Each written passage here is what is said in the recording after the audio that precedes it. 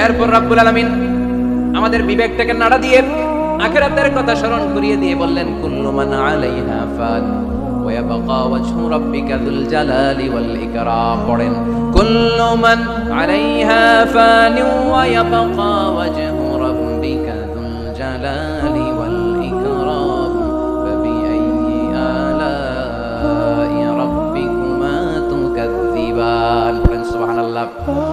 আল্লাহ বললেন, মহাবিশ্বে যা দেখতে পাও সব শেষ হয়ে যাবে, যা দেখা যায় সব ধ্বংস হয়ে যাবে, একজন সত্তা ছাড়া। চিল্লায়া বলেন, তিনি কে?